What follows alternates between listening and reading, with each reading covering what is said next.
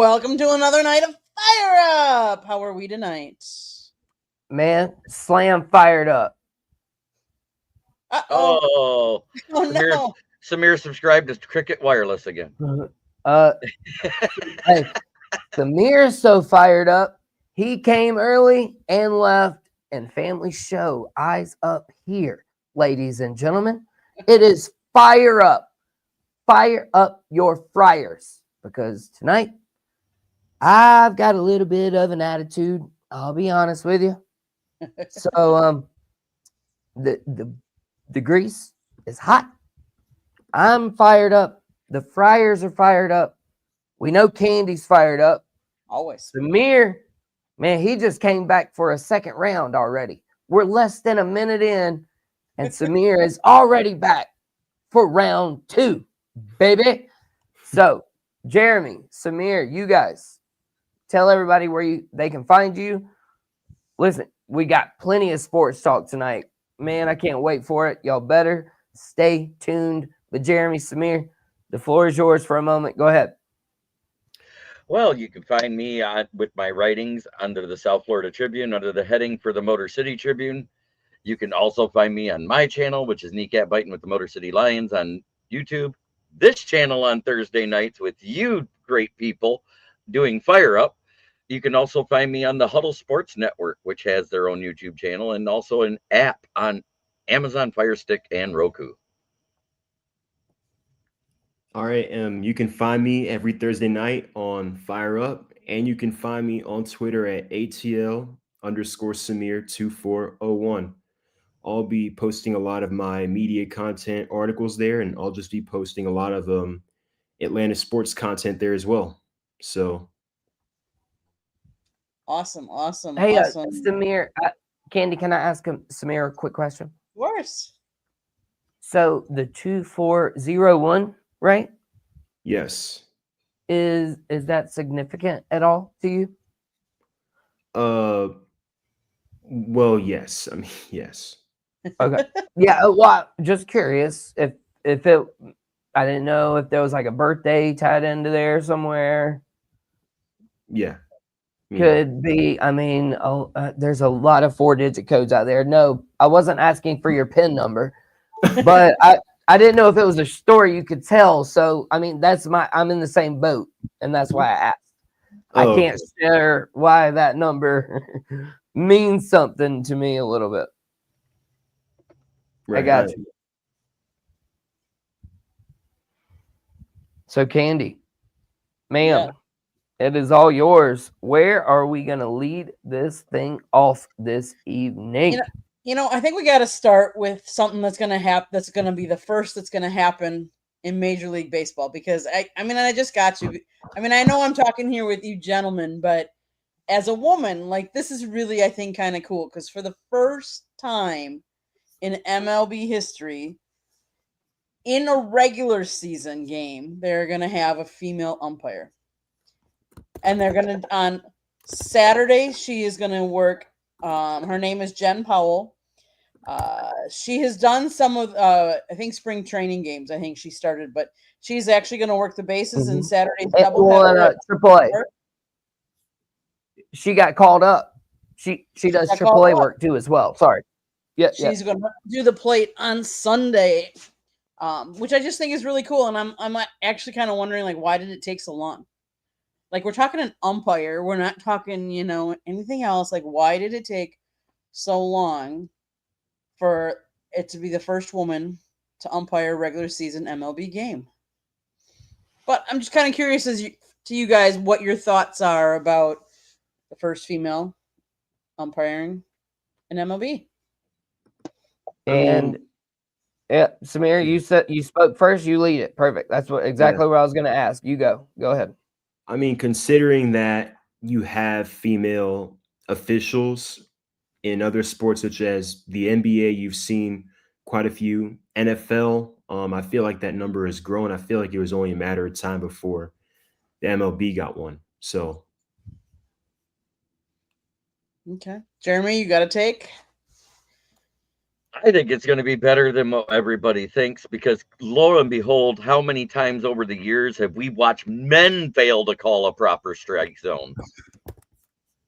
Good Lord. I mean, I swear that one guy, it cost Galarraga at first a perfect game. And it was clear that guy was out by over half a step. We're not talking where it was close. It wasn't bang, bang. He was well over half a step away. And it was a blown perfect game. Mm-hmm. I love the fact that you just dropped a bang, bang.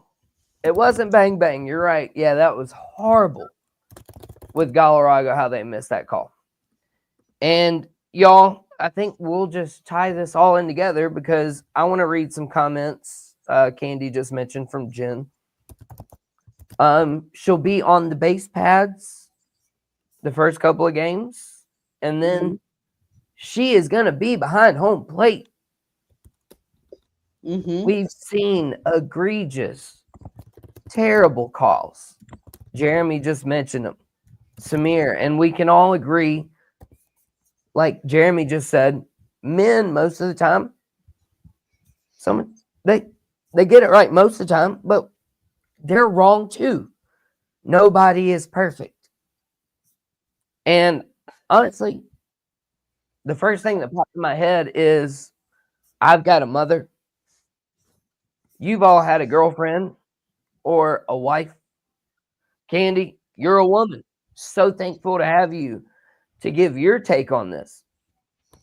But we finally get an answer to life's world longest question. Are women always right? Listen, I want nothing more. Because male umpires have done it. They come out and they call a 100% game. It's rare on balls and strikes. I mean, safe and out. We'll figure out that call. But the balls and the strikes. Can a woman always be right? And I'm so thankful that she'll be behind the home plate. But at the end of the day, Samir and Jeremy, Samir, you first. At the end of the day, we just want it right, right? Pretty much. Yeah, I mean, pretty much. Can they call balls and strikes correctly? Can they know the difference between an outfield fly and an infield fly? Things like that. Like, oh, that's a good question. Will they know the infield fly rule? Some of the players don't even know that rule. Yeah, some of the players don't even know that. So we've seen that happen. Yep, we sure have. So I want to tie it back to what we were talking about earlier. MLB's move comes 28 years after the gender barrier for game officials was broken in the NBA, 10 years after it ended the NFL, and 3 years after the Men's Soccer World Cup employed a female referee. Right. Okay, and here, let me take blame, and then I'll pass it to Jeremy and then Samir. That was partially my fault. What did take so long for it to happen? I don't think we've had any comments, but we appreciate Pinsman and Tiger Stripes and RXJ for being here. Salutations to all you guys. But I asked them in the chat too. Why did it take so long? It wasn't that it took so long. Just the NFL and the NBA were ahead of the game. Amen. Yeah. I think they, and now the MLB obviously trying to come back and correct. They say, you know what? We've never had a woman referee in the NFL. You know what I mean? Like, referee is the lead position. Right. So I got a feeling if she's behind the plate, she will be the the crew chief. I think they call it in the MLB, not to be confused with NASCAR, which we always talk on Southern Fried Sports and South Florida Tribune. Don't forget about NASCAR. But yeah, it's not like it was all understood. And so, Jeremy, pass it back down to you and Samir around. Why did it take so long? because the MLB is the original old boys club. That's what it all boils down to. And what is that misogynistic to say? Not as a fan seeing it from the outside, but for any of those people that said they shouldn't the entire time that was within the MLB organization, they were wrong for doing so. Equal rights for people that of both sexes to have a job has been out for how long now?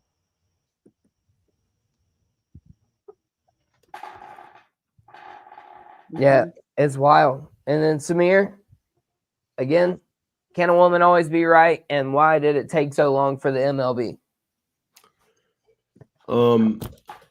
I think anybody can be right, anybody can be wrong. Why it took so long for Major League Baseball, I think Jeremy's right.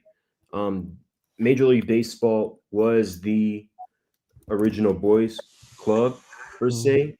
Like for example, Major League Baseball started in 1876. They didn't integrate until 1947. So that's almost 80 years in. It took them that long to just integrate. So I would say it kind of has been behind the eight ball a little bit in compared to the NFL or the NBA in that regard. So I think Jeremy's right on that. And I'm going to say, and I agree with Jeremy, that I think it's the good old boys club. What I don't understand is girls play softball, and we've played it for how many years, and that's so close to baseball. Just like girls play girls basketball. Like girls don't play football for the most part. So how we got into football refereeing as opposed to not into baseball before surprises me, except the NFL is pretty good about like doing all these new things and expanding and going overseas first. And now like MLB is going overseas and stuff like that. But right. JD? Right. Oh yeah. Well, I was just gonna say exactly. So someone commented today on mine and we're like, yeah, women have done really well in coaching. Pat Summitt comes to mind. Dawn Staley came to mind from P Digits, loyal listener. Yep. And he commented that. And these ladies, though, if they're gonna get into any sport, baseball and basketball, they're universal. Mm-hmm. Right. And have we even seen an MLB woman coach yet, like in the major league? I think the San Francisco Giants hired one a few years ago. I think you're right. Candy Mike can do that search for us real quick to find out if a woman has ever been a coach at the MLB level. I feel like you're right, though, Samir. I know there was one in the minor leagues because I think there was one over in not Sarasota, but down here and for spring training. That I remember, women coach. Right. Well, and again, while you're searching it to Universal Sports, so Jeremy, hey, check this out. Samir, listen to this. NBA, MLB, they're Universal Sports, softball, baseball tied together. And so this is a conversation leading us down a rabbit hole, but the NFL is trying to pursue to be a universal sport. Mm-hmm. Going global with their games. They've had the women. They're obviously women's flag football. The MLB, though, what can they do to grow? What else do they need to do? Basically, open it up at the lower levels to allow women to play as well as referee ahead of time. That way we can see if any of them have MLB talent, because I know when I played Little League, and this was in 1978 I'm talking about, in 79 there was girls on my baseball team. Mm-hmm. So there were girls on the softball team that played my son this year. Sorry, go ahead.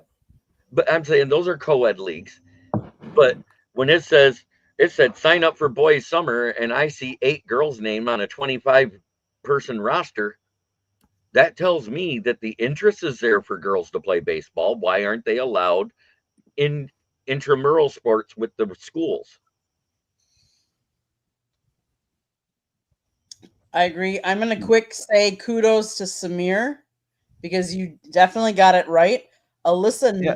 and I don't know if I'm sounding her name right. Nakken, Nakken, is the first woman to coach in a Major League Baseball game, making her debut as first base coach for the San Francisco Giants back in 2022. She was also the first woman to hold a full-time coaching position in MLB, joining the Giants staff in 2020. More recently, she has transitioned to the Cleveland Guardians for a player development role. So good job, Samir. You nailed it. Yeah, because I remember from a few years ago, they hired one. I just remembered because I think they were. I remember watching one of their games, and I think it was pointed out. So Yeah, like I said, I thought I was right behind you. Hey, I was right, and I am right by association because I agreed. And I agree with everybody most of the time. Jeremy, Samir, appreciate you guys being here. Candy, what's up? We done with that conversation? I think so. But we do have go one ahead, other. Jeremy. We do have one other person that's been in the official value capacity in the MLB. That's a woman that has handled all of the scouting for the New York Yankees the last 15 years. I can't remember her name, but she does the scouting for the AAA, the AA, and the single A, getting all of their undrafted players. I mean, Kim Ng was for the Marlins and Yankees a high position too. So now she's doing. Now she's in charge of the new softball league. But yes, but I mean, I don't know if do we think we'll ever see a female manager? I think eventually you will. I'm quite sure there is in one of those little low A or single high A affiliates that hardly anybody knows about. I'm quite sure there's probably a female assistant or a base coach already that is probably being groomed. I don't know the answer to that question. I don't know. I remember not too a few years ago, there was the belief that in the NBA, Greg Popovich's replacement was going to be a female. Yep, Becky Hammond. Ultimately, that didn't happen. So I really feel like that question is up in the air. Okay. That's fair. That's fair. I am right along with y'all. I mean, as you just mentioned, Becky Hammond, supposedly coaching waiting for the Spurs. Just so happened to get hired to the WNBA before that happened. I can't say what I really want to say as far as women getting chances to be managers, coaches, and all that. I'll tie it all in together. I want to see it come. We've talked about Dawn Staley getting head calls for the head coaching job at the Knicks. Like, it's not far from the realm of possibility. But as Samir said, I don't know. Could it be 5 more years? Could it be 10 more years? I mean, what woman right now could we highlight to be that coach? You know what I mean? If you can't name her, if you don't know the top recruit, that means that the MLB and stuff, the NFL, they're not talking about it that much. If you don't know what their number one recruit is, if you're not hearing a peep and a chirp about these people's names, if you're not hearing a sizzle, so to speak. I mean, do we think Caitlin Clark will ever be a coach? I mean, she's playing right now, but let's face it, they only play for how many years? Do we think she's a big name, popular? Could she be the first female? At $75,000 a year, I think she's looking to play for 50 years. If I'm her, shoot, y'all gonna have to drag me off this court. I've brought you all of this, and you still lost money, WNBA. Don't even get me into the economics and the WNBA. I've already cooked that. Golly, I've already cooked the WNBA so much about that. Mm. But yeah, I mean, Caitlin Clark, when I said what I said, she was the first one that popped in my mind. Name me one softball player that played for the USA women's softball team. Name me one, and I'll say she could be an MLB head coach. But you've never heard of whoever I'm talking about. That's the problem. Right. Right. No, I agree. Okay.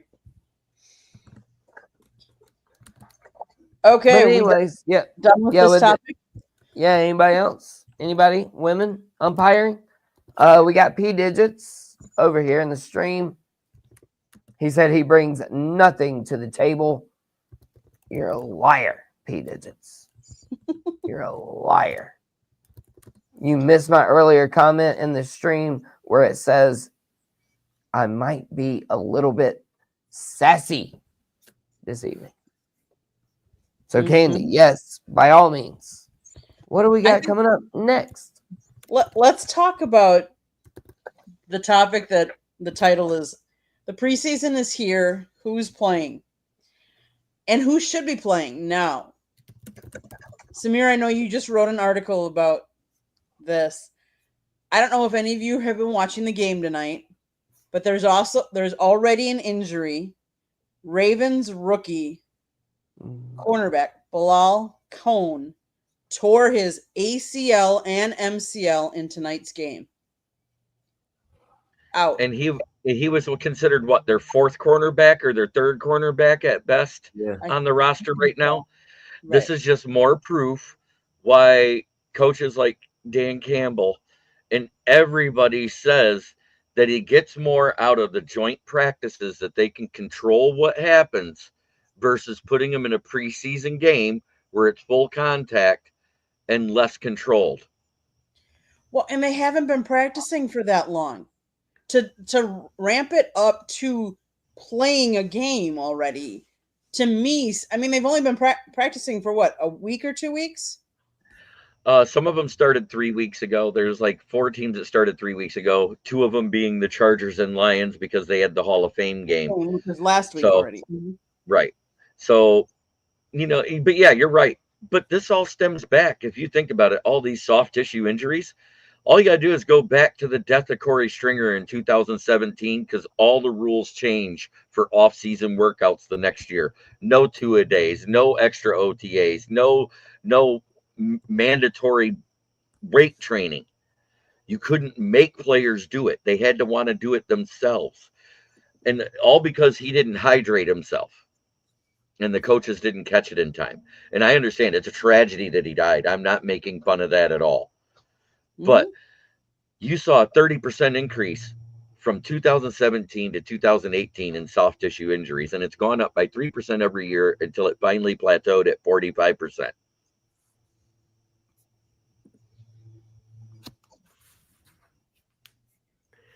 Yeah, I feel like I understand both sides of it in regards to who should play in the preseason and who shouldn't. And I mentioned this in my article. Every year there is a debate within various NFL fan bases, especially ours here in Atlanta, on who should play in the preseason and who shouldn't. And I think a lot of that basis in favor of who should play or people in favor of their team's starters, especially offensive starters playing, is that, if you play your starters for a drive or two for at least 2 of the games, you can knock that rust off and find the best way possible to avoid a slow start to week 1 or a slow start to the season.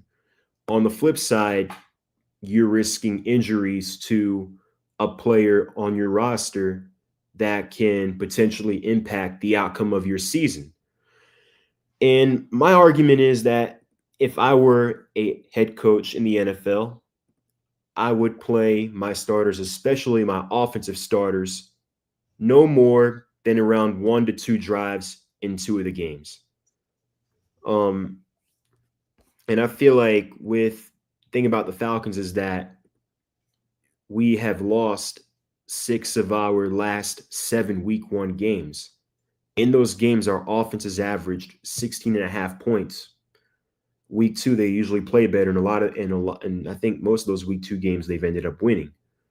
But I feel like it goes to show that in the NFL, you want to start fast.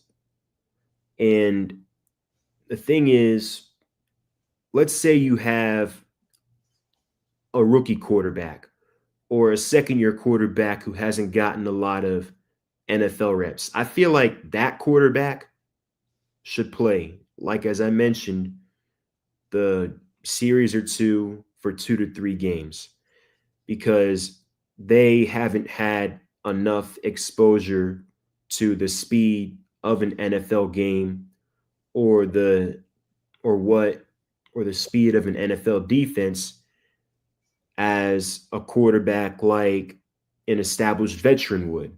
Like, the ironic part in all of this is that Joe Burrow and Patrick Mahomes, who have been on playoff runs, who have played in Super Bowls. Mahomes has won 3 Super Bowls, multiple MVPs.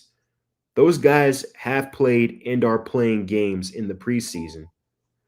Meanwhile, Michael Penix Jr., who has only 3 NFL starts under his belt, is not getting any snaps in tomorrow's preseason game against Detroit.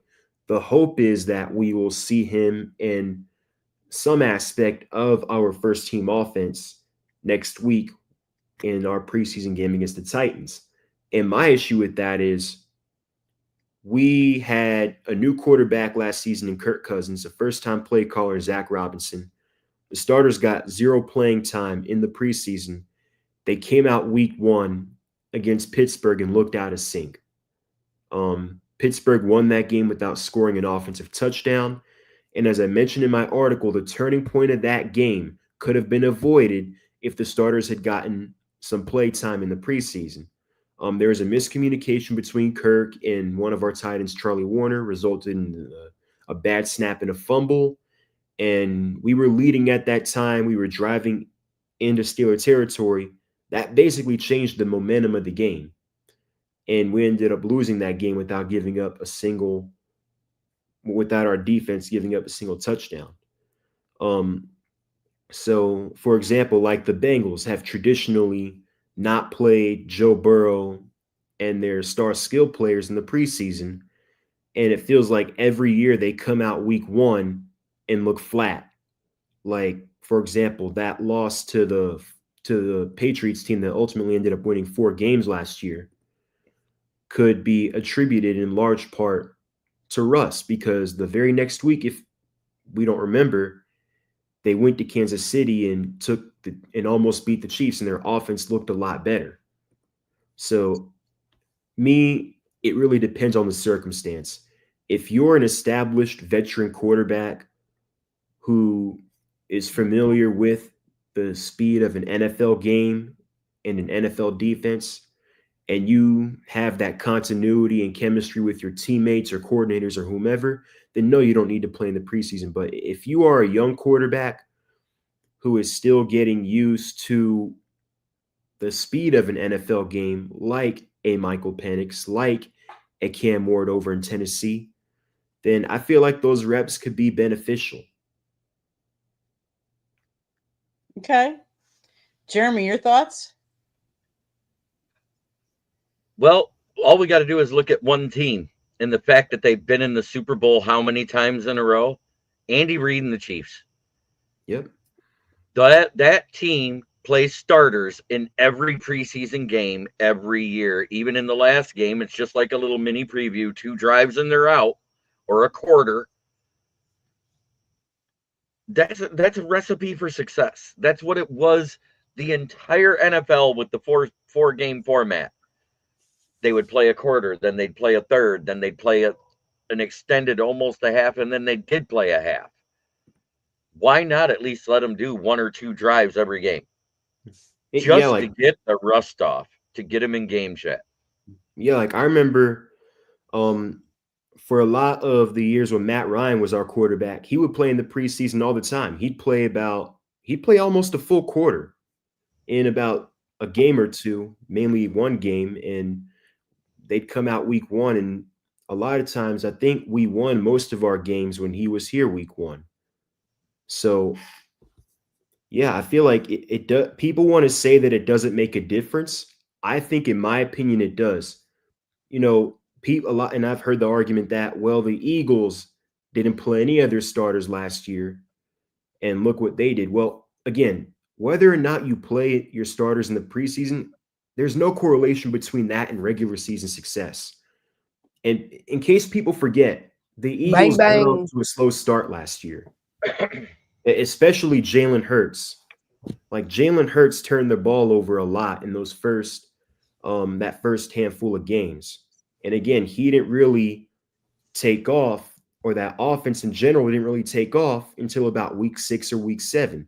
Now they did have some injuries. AJ Brown got injured in the game against the Packers. I think Devontae Smith had to miss a game or two, but still, it took them time to get caught up in the speed of an NFL game. So yeah, I feel like it does make a difference, but it's really all depends on circumstance. Right. And Candy? I was You just go gonna right ahead. Yep, go ahead. I was gonna say, so in all the years that we had even Aaron Rodgers, and Aaron Rodgers obviously has been the head of the quarterbacks for how long, and it took us to a Super Bowl and everything. I think even him, because there's always going to be rookies on the team, and there's always going to be new people that you're putting in, or you're changing positions. I think you have to put them in the beginning, because otherwise the Packers I thought they looked flat the last couple years coming out. Especially when we even had Rodgers, because he wouldn't play in the games in preseason. And I think that was wrong, because I think the timing, you miss your timing. You miss, especially rookies. Last year with Jordan Love, like how well was he connecting with his rookies? And there's a difference between practicing against your own defense and being in games with a different defense, and recognizing, and not just for the quarterbacks, but even for the wide receivers, who's covering me? How quickly are they? How can I get open? How is the D line, guarding me and stuff like that?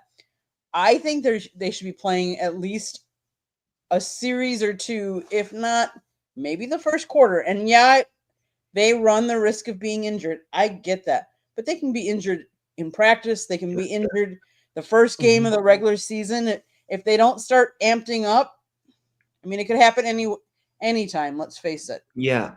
I feel the exact same way. Like, people are saying, well, we can't risk an injury to somebody on our roster. Well, I mean, hypothetically, and, God forbid, Michael Penix could fall down the steps at his home and hurt himself.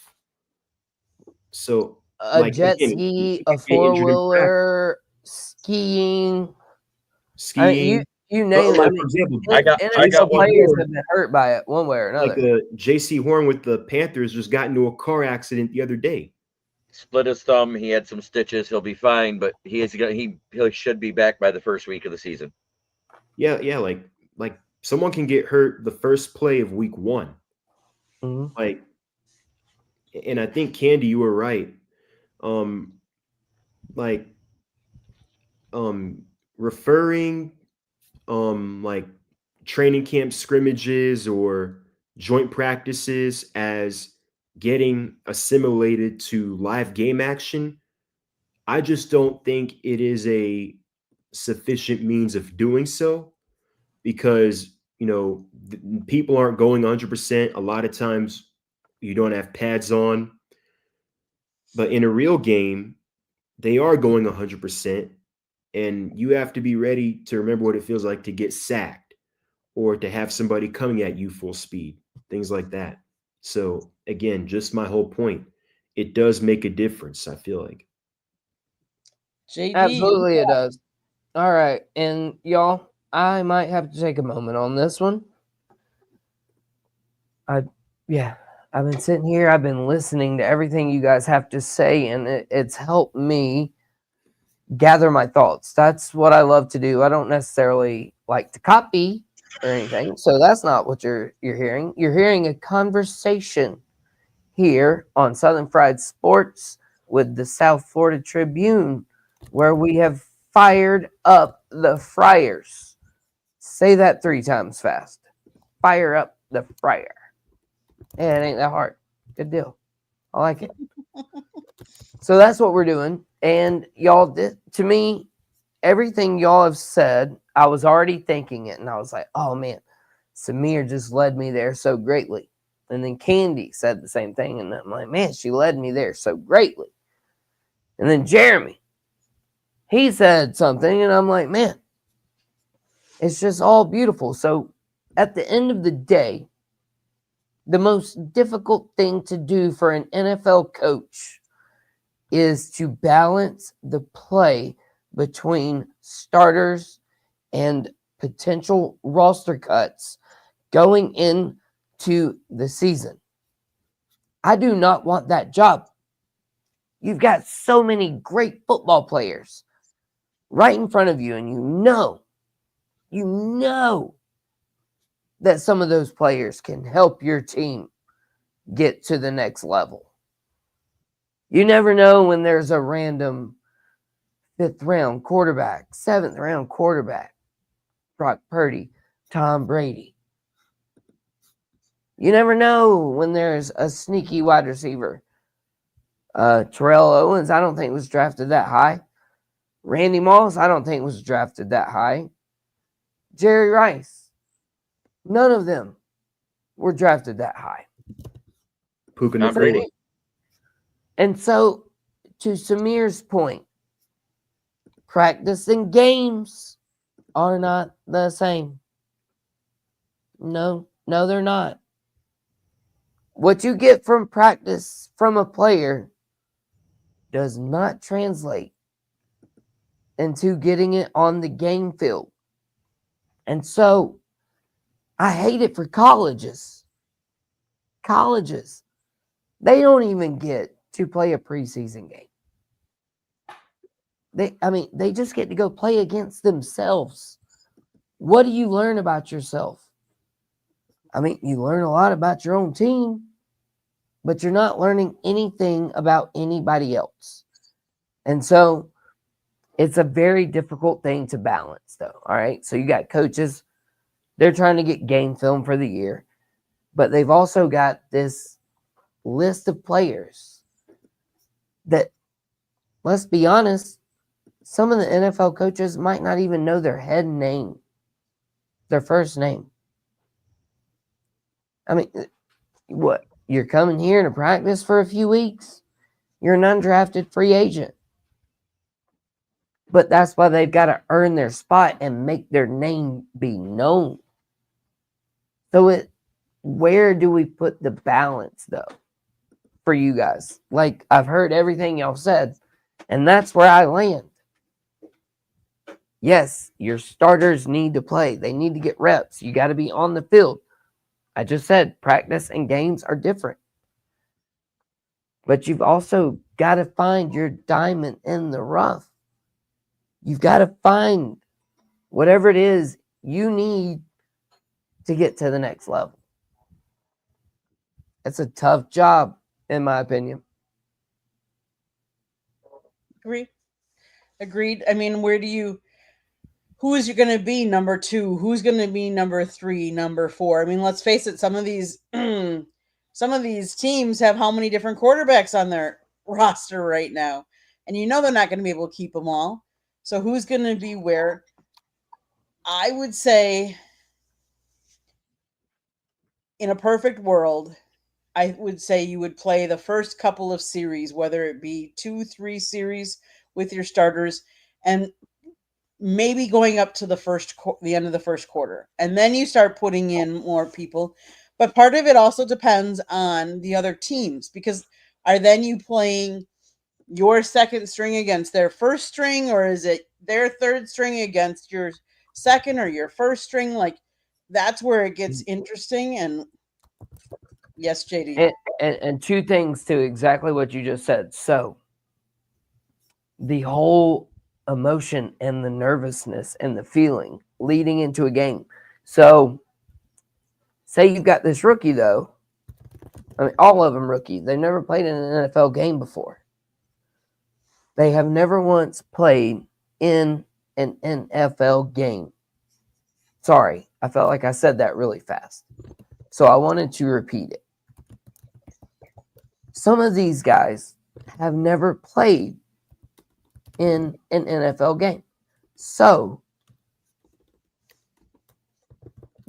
I almost want to put them out there first to see if they can harness that nervousness, those emotions. To me, it would be a mental test. And then I would bring my starters in. The starters, if they've started an NFL game, they've already gotten over those emotions and that nervousness. So, to me, if there's, I don't know what the NFL rosters, I know they got to trim down to 53. I don't know how many they have currently.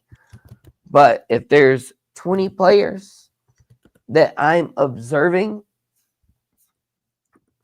coaches are pulling out those tricks to test their mental capability. And if you think I'm lying,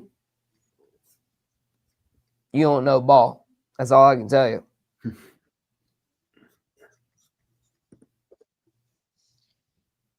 Thoughts, anybody?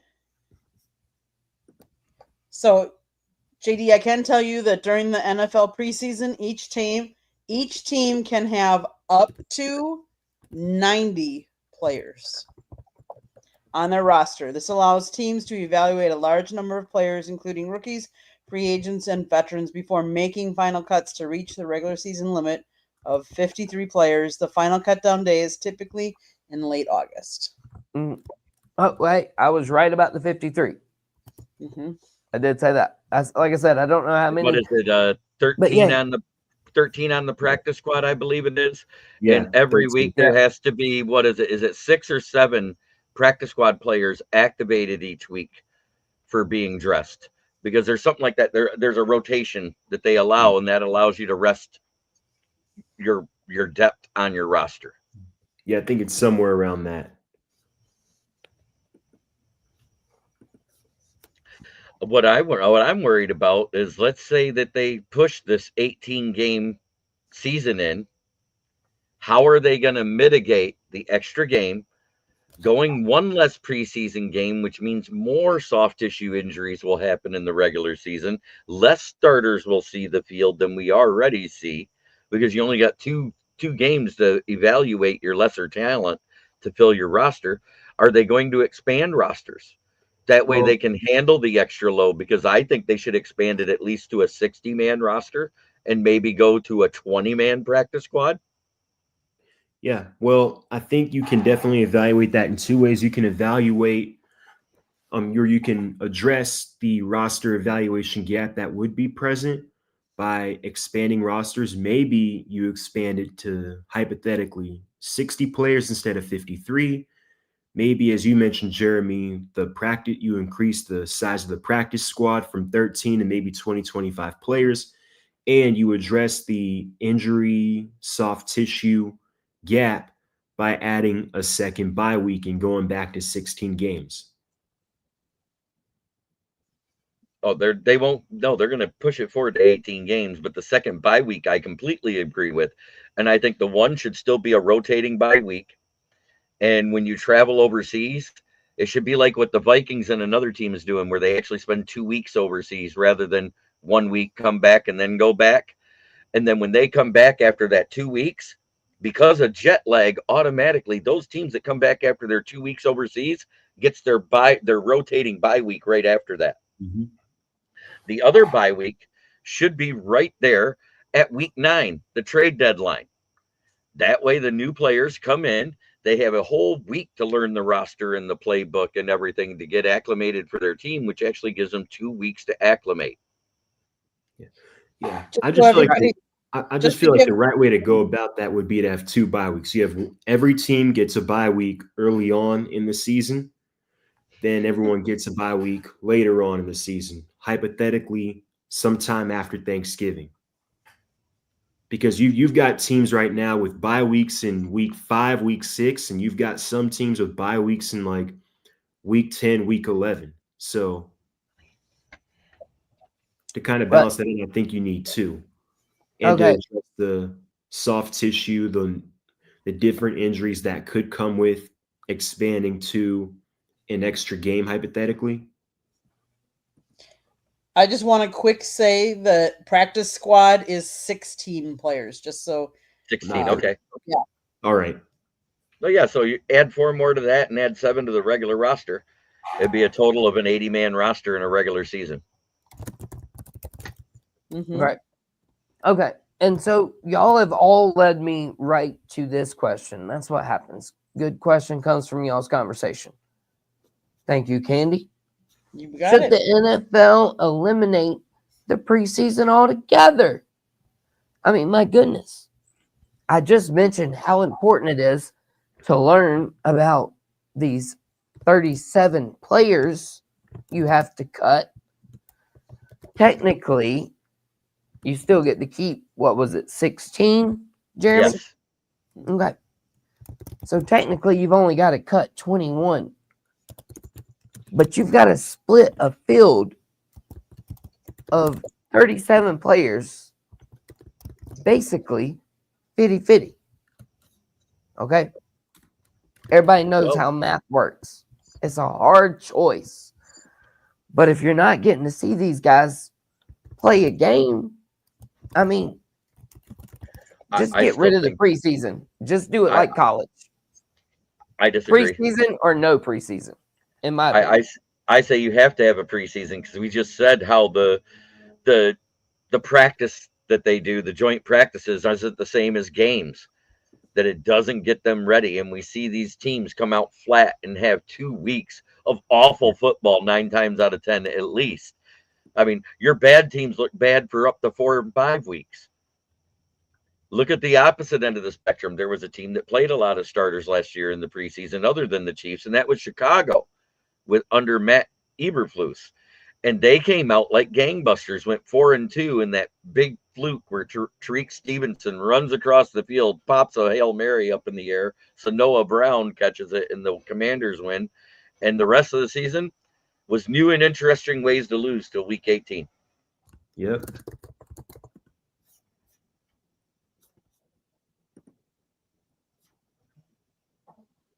I hear you. That's what I'm saying.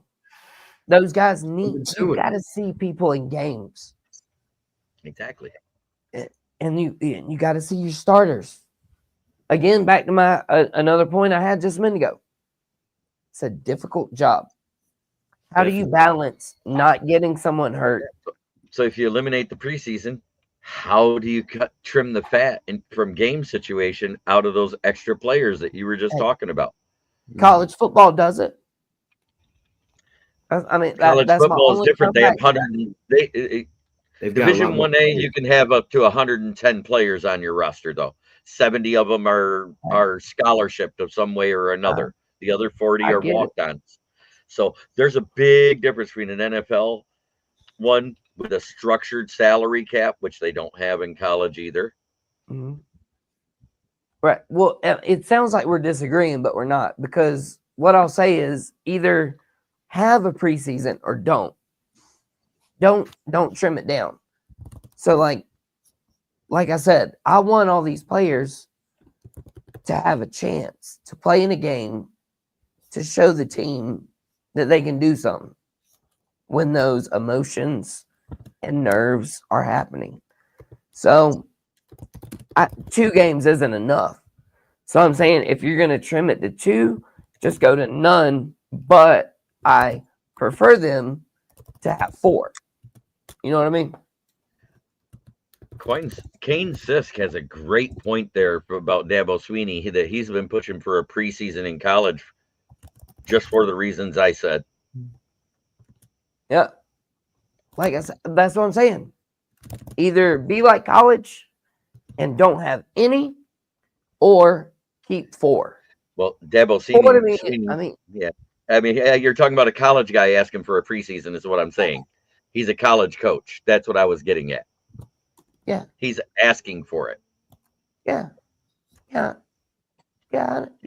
understood that. Yeah. Okay. And technically, you could say that those 3 out of conference versus cupcake teams like we see every year, that's their preseason. But they don't get them all at the beginning of the year. That's not how it works in college anymore. LSU and Clemson open up against each other. That's South great. Carolina plays Virginia Tech. And you don't get a preseason before that. That's what I'm saying. Either keep the preseason for the NFL, though, or don't and go full college. Because 2 games, that's not enough. So, like, I would just prefer you to either stay at 4 or, hey, let's be really fun and just go to 0. Yeah, but I don't know about 0. I don't think you could do 0. I would say I'm not saying do it. I'm just saying that's the choices. Oh yeah, definitely. I would prefer 0 over 2, though. Well, I feel like 2 wouldn't make sense. But yeah, if you're gonna do 2, you might as well do 0. Because 2 games I don't feel like is enough time to really evaluate the guys that you need to evaluate, like the fringe roster guys, maybe who's gonna be your 3rd running back, who's gonna be your wide receiver 6, things like that. So if you're gonna do 2, you might as well do 0. But which I don't see them doing. Oh, and hey, to P Digits, he just said spring game redefine. They've gotten rid of those. There's teams that don't even do the spring game anymore, and that's kind of stupid too. And believe it or not, it's a lot of the SEC teams that don't do the spring game anymore. The SEC, the Big 12, all of the Big 10 still has their spring game because they make it freshman and sophomore versus junior and senior, basically during the homecoming week with the powder puff girls game between the underclassmen and everything. Right. Well, and then okay, so over here to Kane's point, I was about to type back and say this, but I'll just say it on the air. To his point, like these 2 preseason games in college, you could literally just make everybody scheduled the same way. So for the first 2 weeks, an SEC team like South Carolina plays Presbyterian College the way that it used to be, like Jeremy mentioned, where you get those 3 cupcakes right out the gate. And every now and then a cupcake could win. Who remembers Appalachian State versus Michigan? Yeah. Hey, listen, Citadel has beaten South Carolina Gamecocks not once, but twice. So I mean, who was it that Notre Dame lost to? Like Northern Illinois? Was it Northern Illinois? Yeah, Northern Illinois. Yeah, Northern Illinois. Yeah. Mm-hmm. Yeah, I mean, you never know. But yeah, just schedule it. But I was saying you could get away with the disrespect of calling it a preseason game. You know what I mean? Like, it could be a preseason game without you having to call it that, because we're talking about extra games played for the players and stuff as well. So, but yeah, 2 games is not enough to check your starters and evaluate talent. 4 or 0. No in between. Candy. Okay, guys. I'm gonna reel it back in. Let's get into our previews of let's start with the AFC West preview. Broncos, Chiefs, Raiders, Chargers. Who do we think is gonna take it? What do we think, going forward? Samir, why don't you start? Yeah, definitely. So AFC West, my pick to win it once again will be the Chiefs. However, it's not going to be like the past few years where basically by the time Thanksgiving is over and we're in early December, just about have the division all but wrapped up. I think it is going to take them a lot longer, maybe more towards the end of the season, like maybe week 16 or week 17 is when they could have this division wrapped up. And I think that's in large part due to the fact that look at the Denver Broncos now. We know about Bo Nix. We know about the offensive line that, in my opinion, is extremely underrated. That wide receiver room. I like Marvin Mims. I like Vele. They just locked up Cortland Sutton for the near future. And I think any offense led by Sean Payton, I'm not necessarily a fan of Sean Payton, but any offense led by him is going to be in good hands, and that's where they're at now. But really, when you think about the Denver Broncos, it's about their defense. We know how good that front seven is. They've got Zach Allen and Nick Benito up there. They add Greenlaw from the 49ers. They get Hufanga. They've got PS2, who, in my opinion, who is the best corner in the NFL. They are one of the best defenses in all of football. And who was it that they drafted out of Texas in the first round? Jeremy. The Texans? Oh, Barron. They got Jahdae Barron, who was great value for them for the 20th overall pick. And I think him and PS2 are going to be a really good duo back there for the foreseeable future. So I still have the Chiefs winning that division. I have Denver taking that next step as to where I feel like if they go 10-7 again, I feel like it's a letdown for them. I have them at around 11 wins. And with the Chargers, they were one of these surprise teams last offseason. Jim Harbaugh, Joe Horst, they did a great job doing what they could do with that roster, getting into the playoffs in year one. Fortunately, Justin Herbert fell apart in that playoff game through 4 interceptions against the Texans. I do like normally I don't like drafting running backs early, especially in the first round, but the Quinshon Judkins pick I feel like is a good pick for them. You had Ladd McConkey, who had a great year and is looking to take that next step. You've got Keenan Allen back in the fold. While he is older, while he's not the wide receiver that he once was, he still is a reliable piece. And the crazy part about it is this. They traded Keenan Allen for, I think, like a 4th round pick. They used that 4th round pick to move up. I just saw this today. They used that 4th round pick to move up and get Ladd McConkey in the 2nd round last year.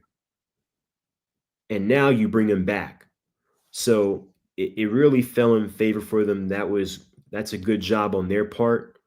The question for them really is more about their defensive line and their front seven.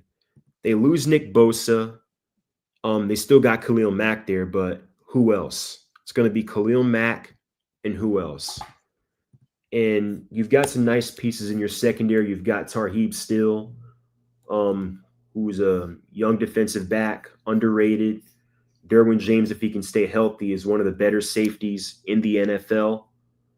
So, but their offensive line took a blow today. Rashawn Slater, they signed him to a big contract this offseason. Had a torn meniscus and he's out for the season. So that is a big blow for them. And outside of Joe Alt, their offensive line looks shaky on paper. So they have the talent on the outside. They have talent in the secondary. They have the coaching, especially with Harbaugh as their head coach, Jesse Minter as their defensive coordinator, who I think is going to be a head coach real soon. It's just how is their offensive line going to hold up and how is their front seven going to hold up? And the Raiders, I think they should be entertaining, especially offensively, with the pieces they have. But I still think it's going to be another rebuild year for them.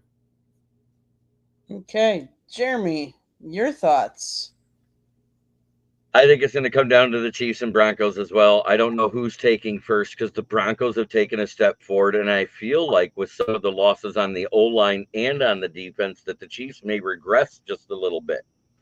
So I think it's going to come down to them two, and the Chargers and Raiders are going to be fighting for last place because I think that's one of the most competitive divisions in football. You got the AFC West, the AFC North, and the NFC North. Those are the three most competitive divisions there are. You might as well splash in the NFC East because they are very competitive with the three teams that could contend for the top. And I say three because I don't think the Giants can. Okay. JD, your thoughts on the AFC West? Man, I'm coming in for a splash landing into this grease because I've told y'all once, told you already again tonight. The AFC West is by far the best division in the NFL. Okay? Period. Period. I think the young ones say, because the one girl on a viral video one time. But the AFC West. Okay, let's just start at the top. The Kansas City Chiefs. They won a lot of one-possession games last year. I was literally about to try to search it real quick to see what the record was for teams this season after winning a lot of one-possession games. And I got a feeling the fans this year are not going to be as happy. You just can't have, I mean, luck is not a thing, but you just can't have that good of luck 2 seasons in a row. Some might call it being good. Some might call it being great. I don't know. But the Chiefs last year, I mean, they almost lost to my Carolina Panthers. I mean, they almost lost. They should have lost to us. They almost lost to the even worse Falcons. Hey. I'm just kidding. No, you spoke up, so I had to throw that in there. Listen, hey, the Falcons, man, y'all did exactly what I wanted to do in the draft. Anyways, the Chiefs, though, they're, man, I don't know if they can repeat. Like, they're still going to be in the playoffs, obviously. Still going to be very good, obviously. No doubts in my mind about that. And everybody wants to keep saying Broncos, Chiefs. Broncos, Chiefs. Well, may I present to you who's got it better than us? Nobody. And we can even throw the Keith Sweat song in there. Nobody. Nobody, baby. Baby, baby. Whatever he says in that song. Nobody's got it better than the Chargers. Okay? Broncos, Chiefs, Chargers. Bro, every one of them's going to have at least 9 wins. Whoever in between wins their 3 games against one another, or their 6 games against one another, bro, that'll settle the West, and it's going to be wild. Those are going to be fantastic games. And then also, can I give you Pete Carroll? Mm-hmm. Sorry, Samir, I'll throw it right to you. Hold on, let me finish this one. And so, Pete Carroll. Hey, I trust the dude to win 6 or 7 games. And they've got some talent for the Raiders. They brought Geno Smith. He's played well as a build-em-up quarterback the last few years. So, to my main point, the AFC West, best conference in football. And Samir, take it away. Yeah, what I was going to say is, again, I do think the Chiefs are going to win. I forgot to mention this earlier. Big question for them is, or the question mark for them is their wide receiver room. They did bring back Hollywood Brown. And it's not really about the quantity, because they've got some good pieces in that wide receiver room. It's really about can Xavier Worthy, who showed flashes in year one, can he take that next step in year two? B, how long will Rashee Rice be suspended? In case you forgot, so he is coming off a season-ending injury, number one. Number two, there is a good chance, and it seems like all signs are pointing towards it, that he is going to be suspended for multiple games. I think it was summer 2024. He had the him and like I think 4 or 5 other cars they were racing, got into a big car crash on the highway. I think a woman in that got injured, taken to the hospital. So he was charged with speeding or racing on a highway and causing bodily injury. And based off of what the NFL has found and how this thing is going, it seems like he is going to be suspended. Well, I think it was also the fact that him and like 5 other people fled the scene. So how long is he going to be suspended? Can Xavier Worthy take that next step? And let's face it, Travis Kelce's lost a step. He's not the tight end he was a few years ago. There were rumors that last season was going to be his last year, ended up coming back. But I do think in the next year or so, he is going to hang him up based off of how this thing is going. Yeah.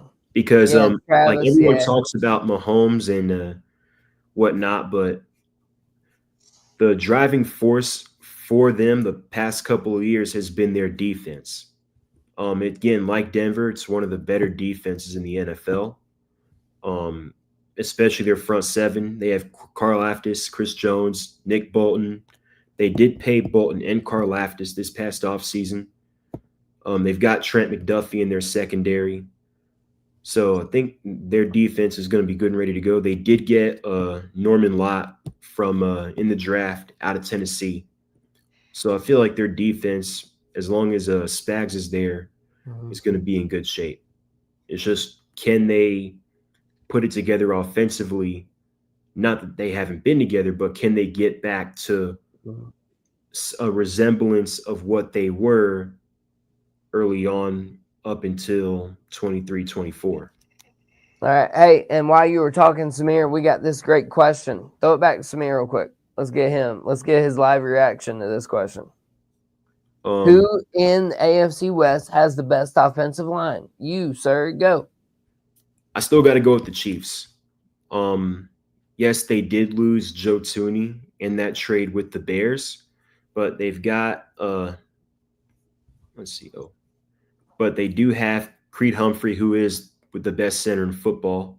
They've got Trey Smith, they've got Juwan Taylor, and they drafted Josh Simmons out of Ohio State, who apparently is off to a great start in training camp. Take that with a grain of salt if you want to, but still. The only question is at left guard and who's going to replace Joe Thuney. So on paper, I still have to go with the Chiefs. Okay. You go on paper. I'll go on and based coaching. off results. Yeah. Yeah. Oh, yeah. Hey, that's fine. Yeah. Yeah. So yeah, you take the results and on paper, and I'll take a coach. I'll take Harbaugh. I know that he loves to run the ball. I know he's got some running backs out there for the Chargers, and I know he's built up their offensive line. So I would have to go. I mean, and the Broncos too. I mean, golly. Really, at the end of the day, in the AFC West, which this is what all of this has spurned from, is the AFC West talk. Since people like to think we get off topic sometimes, it's how a conversation works. There's ebbs and flows to it. Chat. So, AFC West, though, I got to go Chargers with the best offensive line. Jeremy, who's got the best offensive line in the AFC right now? West? It's the Broncos, especially if the Chargers just lost Rashawn Slater for any length of time in the season. You have to say the Broncos, because the loss of Joe Thuney, you have to say that the Chiefs have lost part of the interior, and your tackles only play as good as your guard, when you lose an all-pro guard, that's a downgrade. I don't care what you say. Yeah, I'm definitely not I'm not denying that, because again, as you mentioned, your tackles are as good as your interior. Now with your interior, you still have the best center in football. Yeah, you have the best center in football in Creed Humphrey, and you've still got Trey Smith, who is an above average starter as a guard. Right. Okay, and I just tweeted it or posted it to the chat. Here's what I'll say. I have bad luck as a fan. If I pick my team to win, they lose. If I pick one offensive line to be the best in the division, I'm normally always wrong. And so none of us picked the Chiefs. So guess what? The Chiefs will have the best offensive line in the AFC West. And Candy, you've just been back there observing all of this. Yeah. So I can't wait to hear your thoughts. I'm just, taking it all in, guys. It's just trying to figure out. I think the Broncos are going to take it. I think they're thanks, George. Thanks for tuning in. We appreciate it. But I really think that they've taken a step forward. And I think they're hungry. And I'm not saying that the Chiefs can't. The Chiefs are going to be up there. It is going to be a tough division. I'm not so Would you sure. say it's the best, like I said? I was just going to say, I'm not sure I'm ready to go there yet. I don't know if it's the best. Some of these divisions are very tough. I've always thought. I got to go with the NFC North. I was going to say the NFC North, I think, is really tough. That's a good choice as well. I can't argue against it. Jeremy, what do you think? Hardest division in the NFL?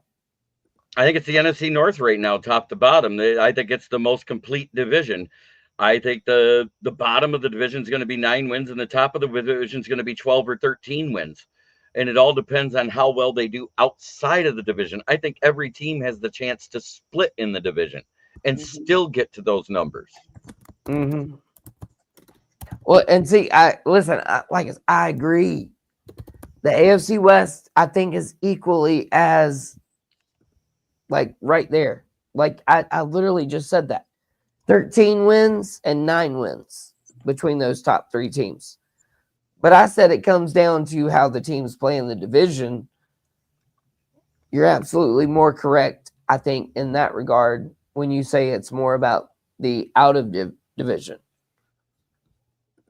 I wasn't mathing my math right there.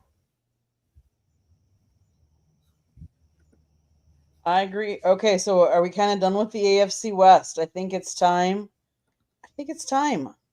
Let's go to the NFC West. And Samir, since you started the last one, I'm going to say, Jeremy, why don't you start with the NFC West? Well, the NFC West, it's pretty simple. I think it's the Rams division to lose. I think Arizona and Seattle both took a step forward. And I think with the injuries and all the losses everywhere on the roster, I think the last place team in that division is going to end up the 49ers again. Okay. Samir, your thoughts? I agree. This is the Rams division to lose. Not only are they my pick to win the division, they are also my pick to come out of the NFC. I know Stafford's a little banged up. Seems like he'll be ready to go week 1. Kyron Williams did get paid. And while it does seem as if his touches are going to go down, given that they've got Blake Corum in their backfield, they just drafted another running back in the 4th round this past year, I believe, as well. It does seem like he is going to be the RB1. I don't know if he'll be a workhorse back like he has been the last couple of years. Offense is still loaded. Puka Nacua missed 6 games, still came just 10 yards short of another 1,000-yard season. You add Devontae Adams, who's an upgrade from Cooper Kupp. And then, of course, you've got Sean McVay, one of the best offensive minds, if not the best offensive mind in the NFL. Really, there just aren't really a ton of question marks for them offensively. Now with their defense, they do have one of the best defensive lines in the NFL. Byron Young, Braden Fisk, Kobe Turner, the reigning defensive rookie of the year, Jared Verse. He had 4.5 sacks last year. I definitely think that number will go up in year 2. Usually you don't see an edge guy break through until about year 2 or year 3. I think this is going to be his breakthrough year where you're going to see him get 8.5, 9, maybe 10 sacks. So I do think he's going to take that next step. Right on. JD, what's your thoughts? Okay, so Jeremy, who'd you pick to win the NFC West? The Rams. Ram and Samir. They both said Rams. It was the Rams division to lose. What do you say, Candy? I say Just out of curiosity. I say the same thing. I think the Rams are hands down the best team out of that division. The 49ers have, they've digressed lately. Cardinals, Seahawks, those are 2 interesting ones. But I think the Rams for sure. Okay. So I have no argument to what y'all have said. Here's what's crazy to me. I think one of the biggest questions in the NFC West was it Sam Darnold or was it Kevin O'Connell? Yeah. It was Kevin O'Connell. We've already seen it.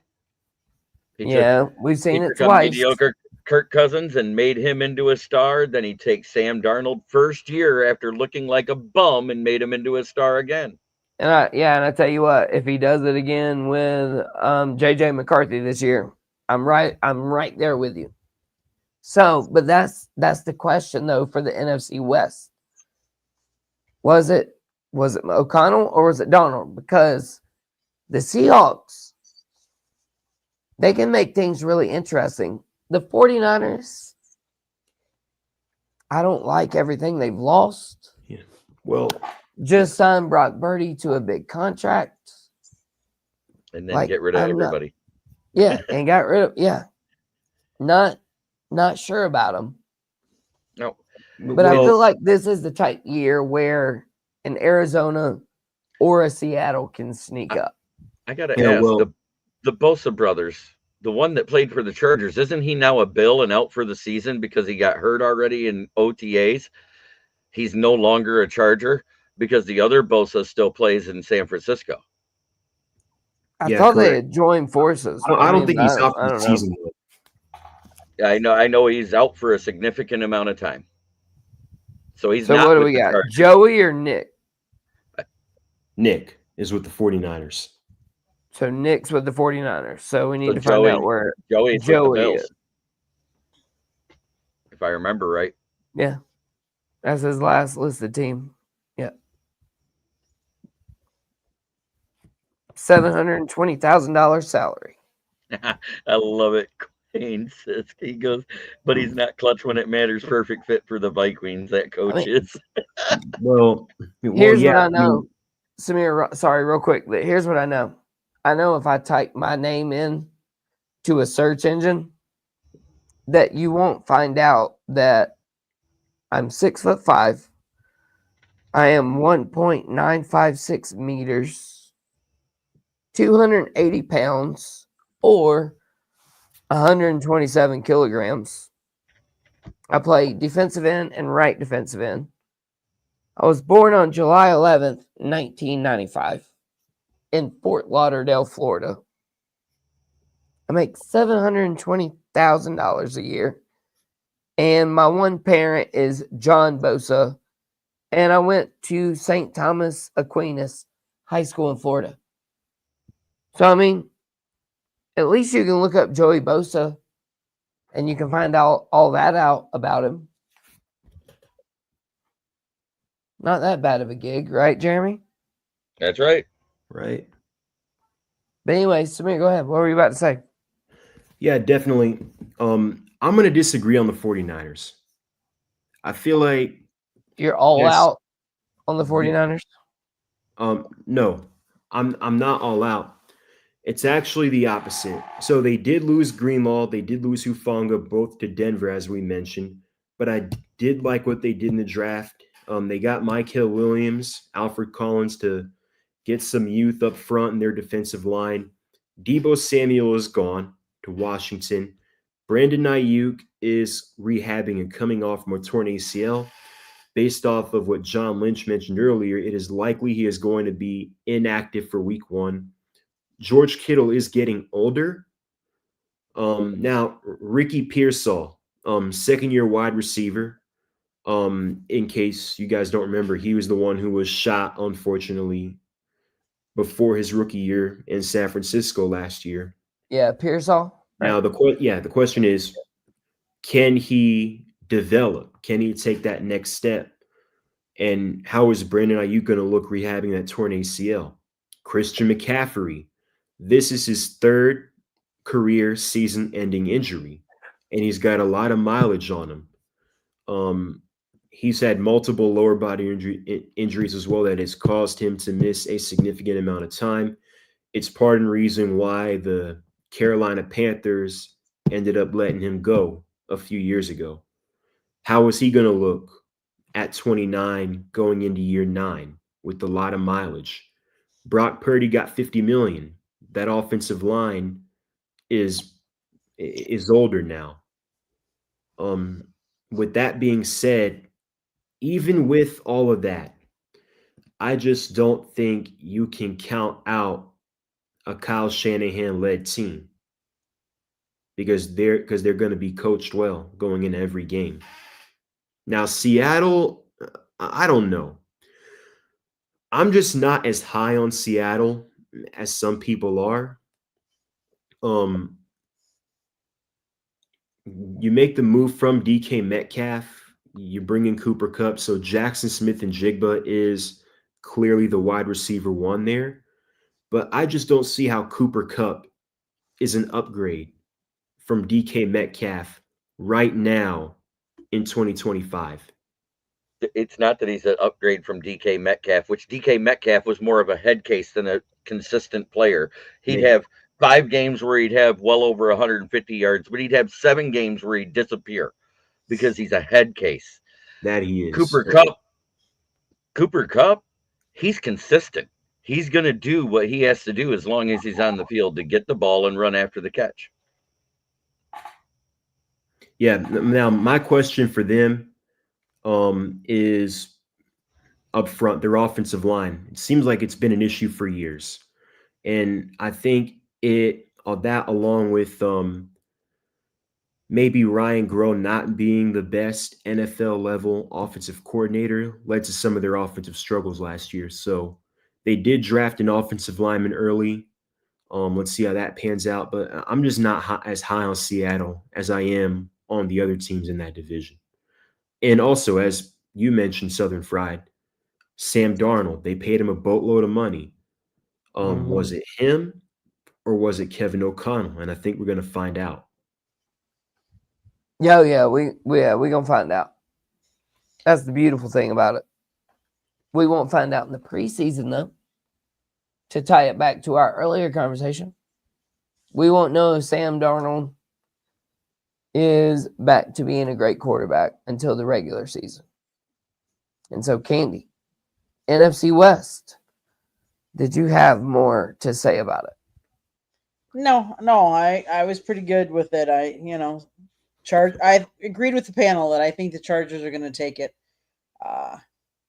San Francisco's on the bottom, and it'll just be a fight. You said, hold up, wait, time out. Rewind. You said Chargers, Candy. I know there's 2 LA teams, but. Oh, did I say Chargers? Did I say that?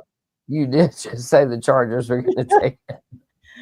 Oh, I did not mean the Chargers are going to take it. The Chargers aren't taking anything. I know, and I'm sorry. It's so awkward to correct people sometimes, but yeah, she did say that, right, Samir? Yes. I meant the Rams. And we knew because we knew, right? But people be trying to twist it. Yep, nope. I'd rather be corrected and be correct than have it out there wrong. So the Rams are going to take it. 49ers are on the bottom. The only question will be is which one ends up 2 and which one ends up 3. That'll be the interesting. JD, did you get your takes on it? Yeah. Yep. We're good. So Okay, Candy. so I'm gonna quick take a station break because I haven't done this yet. My husband wrote a book, Lessons from the Microphone, Tuning into the Enduring Wisdom of Visionary Leaders. The South Florida Tribune Publishing Company published the book. It's available on Amazon, Barnes & Noble, Kindle, Google, and Apple Books. Talks about Scott's 40-plus years in the industry and how it has evolved and changed. Get your copy today. There's also a link on our website, www.southfloridatribune.com, where there is a plethora of great content, so go check it out. If you like to listen to podcasts, you can find us wherever you get your podcast.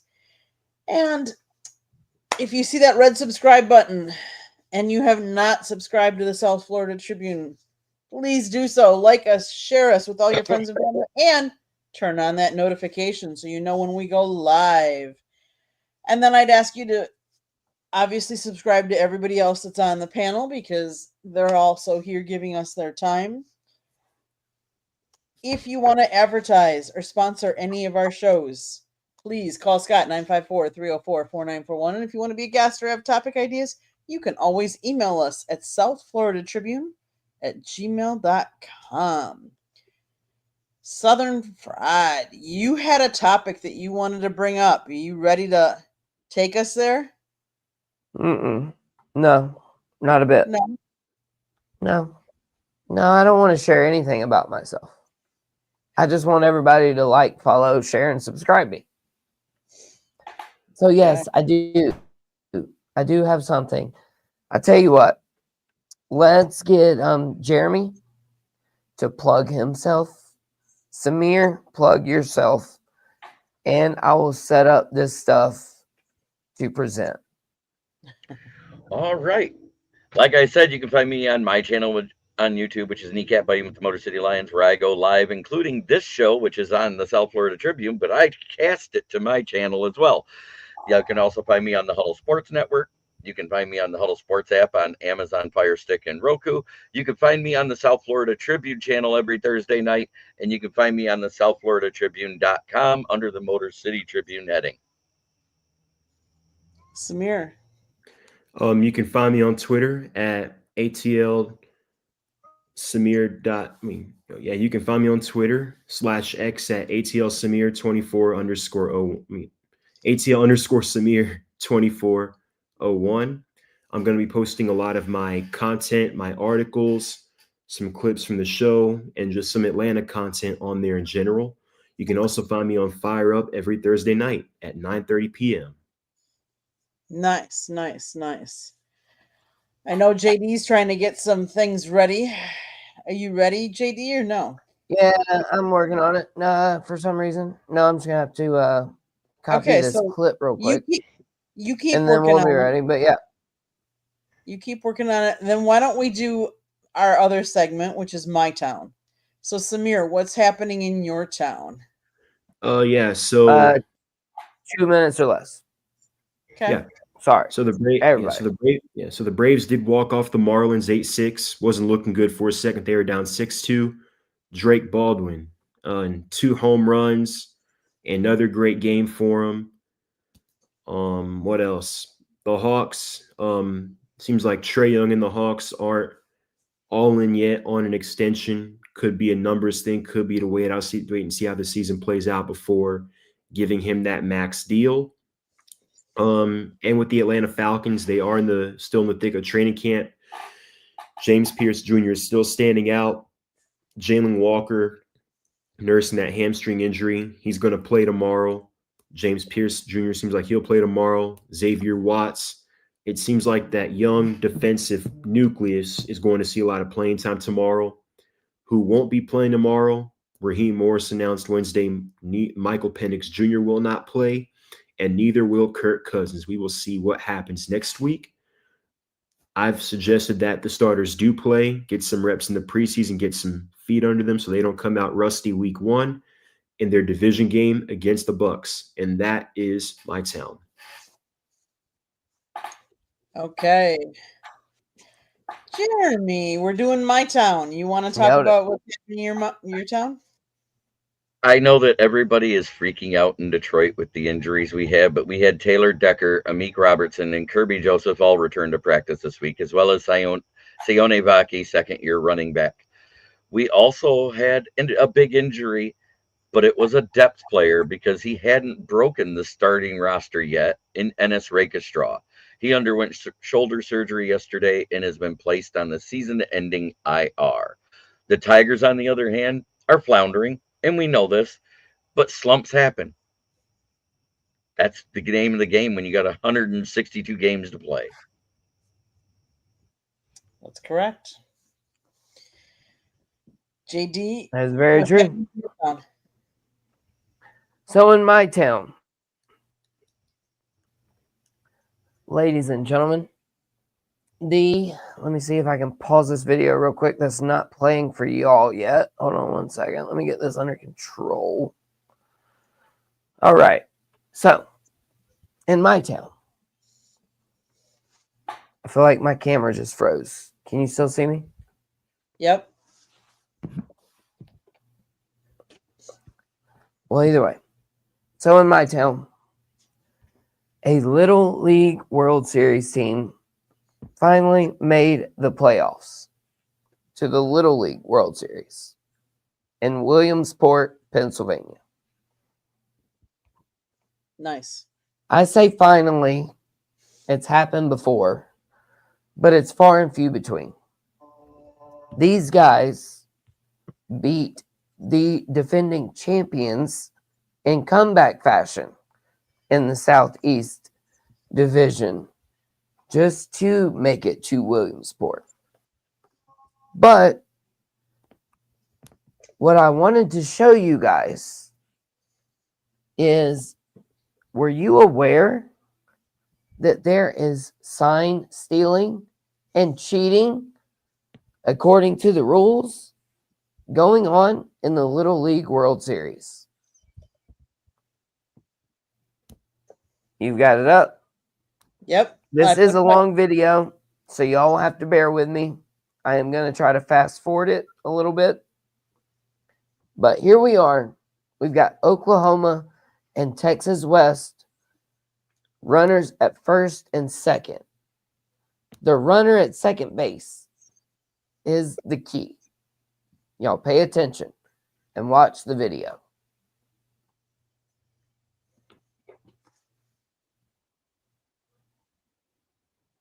Swing and a miss.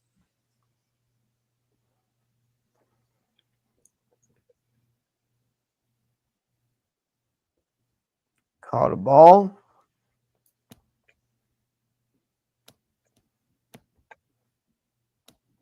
Like I said, we're going to fast forward through some of this in a minute, but we've got drama. Second base umpire's got problems.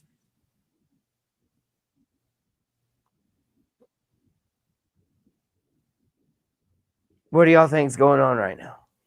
You tell me. He must be telling. He must have seen something. He did. Yeah. The runner at second base is tipping. Here we go.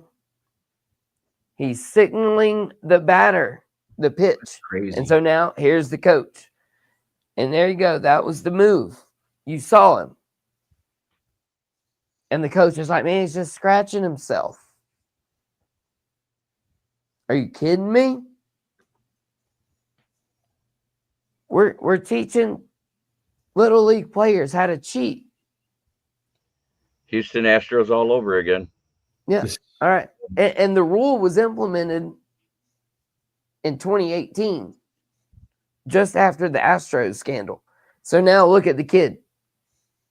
He's got his arms behind his back like, oh, I ain't doing nothing. I ain't doing nothing. Doesn't end up mattering here. Strikes him out anyways. All right, let's fast forward just a bit. We got a walk. It's a runner at first. Oh, we're going to have a hit batsman. Guess what? Runner at second base. Here we go again.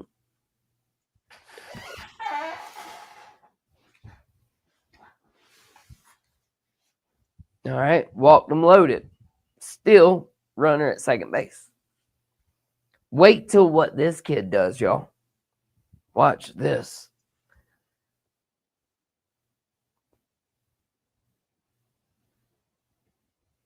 And then, of course, this is courtesy of John Boy Media. Great videos he does. Look, here we go. Drama. Wait till y'all see what this kid does. Have you ever been a pitcher before? Yep. He does the warm-up signal for a fastball. And here's my question. Are they seeing the catcher's signals or are they seeing the pitcher's hand? And oh, here we go. Hands behind his back. Look, but you can see him right there. Right there. Yeah. He literally says it. So could he see the catcher or could he see the pitcher? But at the end of the day, don't teach your kids to cheat, but also don't teach the pitcher to not tip his pitches. And so that is where I'm at right now, y'all, with the Little League World Series. And Candy, we can remove that. I'll pass it to everybody else. But that's me. Y'all make sure to hit like, follow, share, subscribe at Southern Fried Sports. Appreciate Jeremy. Appreciate Samir. And Candy, it's all yours. All mine. Oh, my goodness. So where do I go with that one? Yeah, you definitely shouldn't be teaching. Okay. Oh, I'm sorry, Candy. Hold up. Time out. I didn't let the video play long enough, but they started chanting in the stadium to Kane's comment here. When did the parents storm the field? If you go look up the video, it's on my X. Listen, go look it up. But after they threw out the coach, they started chanting something about we're not cheaters or something. And then the PA announcer came on and was like, we will not do that. And then the other team cheered. And so, yeah, it was a whole ordeal about this whole thing with the Little League World Series. What was it that they used to say? Who was it that said it? If you ain't cheating, you're trying. You ain't trying. Yeah, if you ain't cheating, you ain't trying. Everybody's trying to get an edge, and they thought they figured it out, but got caught. So it wasn't an edge. Right. Well, and the fact that they had two different signals for it, apparently. Mm-hmm. Because the one kid got in trouble for scratching his leg, and the other kid got in trouble for literally doing the pitcher's motion. But nonetheless, I mean, the coach got ejected. The coach got ejected. I don't know who ended up winning the game, but I know South Carolina, Irmo, South Carolina, down near my Gamecocks, they are represented, baby. So, listen, somebody tried to tell me today that they didn't care about the Little League World Series, and they told me they didn't care about a woman being an umpire in Major League Baseball. And you know what? I bet you guys don't care about the NFL either. But we just made a whole show about it. So you know what? Kick rocks. Or hit subscribe and be here next time. So I'm going to swing it back since most of you did my town. I didn't do my town. I have to brag because I don't get this opportunity to do it very often, but the Milwaukee Brewers, sorry, Samir, we kind of swept you guys. Yeah. But we've got the best record in baseball, and that is not something that you normally hear with the Milwaukee Brewers. It's great, don't get me wrong, They're playing really good ball. I hope they continue to play great ball, because it's not about being hot now. It's about being hot at the right time, which is near the playoffs. Hopefully they can keep this momentum going. They just look like they're having fun. And that's one of the things that a lot of them have been interviewed and they were talked about, and they're just having fun, and they're just a great group of guys. But that's really what's happening. I mean, obviously there hasn't been much. There's still the whole, where is Giannis? Is Giannis going to stay in Milwaukee? Is he not going to stay? Obviously the Packers have started their training camp. They play this weekend too. They're saying they're going to start their starters because we are playing the New York Jets, and Aaron Glenn said he's going to start his starters. So it'll be interesting. I don't know how long they'll stay in. I mean, preseason is what we've discussed this to great lengths. How long will they keep them in? I don't know.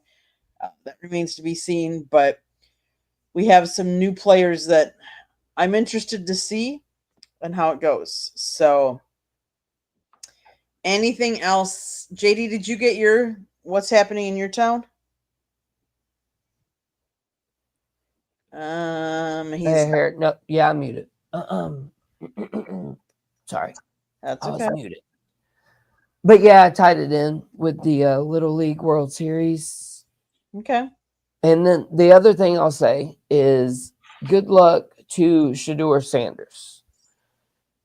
And when I say that, I mean it sincerely, because he will be going against the Carolina Panthers' #1 defense. Dave Canales has said the starters are playing the first half of the preseason game against the Browns. So, Shedeur Sanders, if you can come out and perform against a terrible,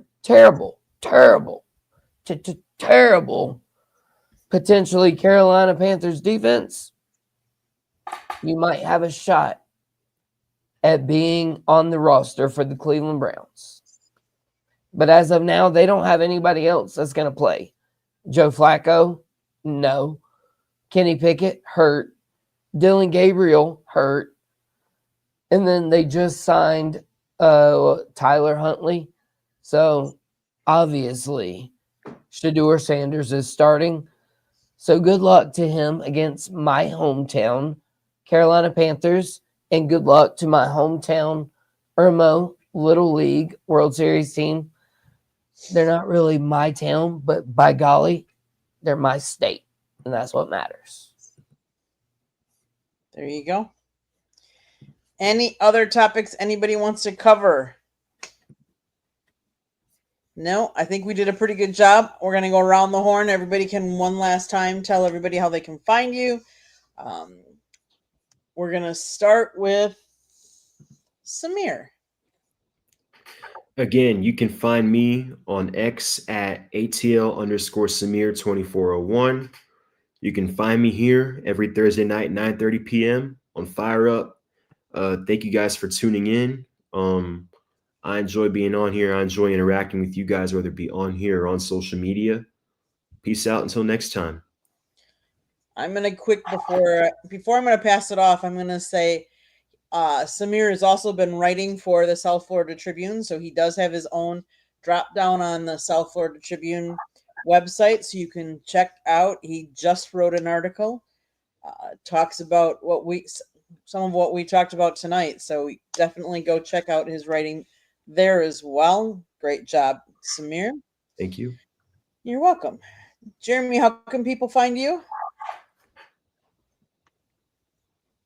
Kneecap Biting with the Motor City Lions is the YouTube channel. Also, Huddle Sports Network. You can also find the Huddle Sports app on Amazon Fire Stick and Roku. You can find me right here every Thursday night with Candy, somewhere between 8:30 and 9:30 p.m. talking sports with JD, Samir, and whoever else we put on the show here on Fire Up, which I also put into my channel. And you can also find me on the SouthFloridaTribune.com. Yes, he writes too. Although it's been a little while, but now that NFL is coming back in, I'm assuming we are going to see a little bit more of his writing. Yeah, I'm still working on that off-season article because I'm trying to put all the addition, subtraction, injury stuff, and just get us up to date. No problem. No problem. I'm going to one more plug. Lessons to the Microphone, tuning into the entering wisdom of visionary leaders. It is written by my husband, Scott, the Motor City Mad Mouth Morganroth. Talks about his 40 plus years in the industry and how it has changed and evolved. Go get your copy today. It's available on Amazon, Barnes & Noble, Kindle, Google, and Apple Books. It's also available on our website, www.southfloridatribune.com. You can find us wherever you get your podcasts. Please subscribe, turn on those notifications. We have some great videos. If you're a Miami Hurricanes fan, we put up a bunch of the Media Day interviews that Scott did. He interviewed Carson Beck, Emory Williams, who's the backup quarterback.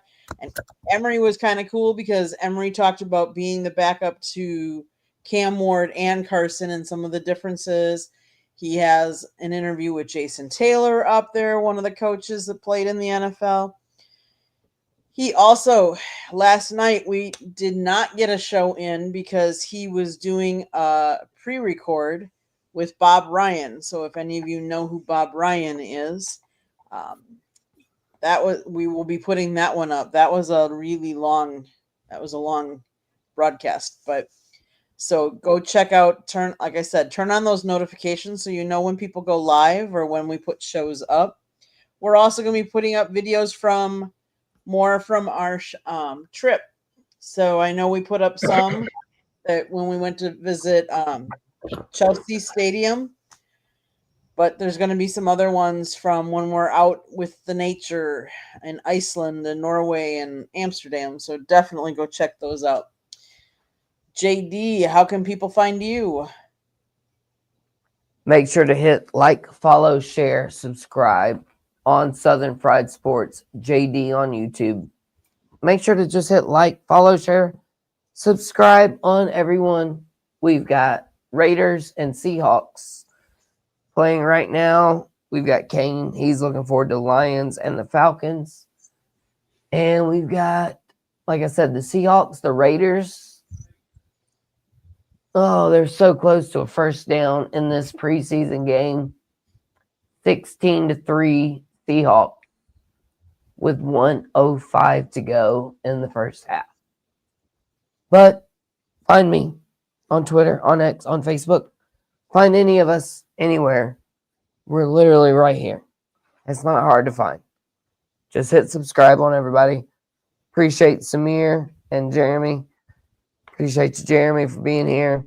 Thanks for letting me on your show. Same goes to Candy and everybody else in between. Samir, you're the man. And I'm done with the Braves. And with that, I'm done with this show. And good night. So I just want to say thank you to everybody that's been comments coming in. You guys all for being on the show with us. Hey, let's just start to enjoy the season. Jeremy, you used to end our show how? Jeremy. Try every day to be a better person than you were the day before. That's the only way to make the world a better place. It starts right here. Much love to everybody in the chat. And for all of you at home, don't forget, if you haven't subscribed, to do so. Ring the bell for the notifications and come on back. Sounds good. With that being said, we'll see you guys all next week. Thanks, everybody. Good night. Bang, bang, bang, Southern Fried Gang.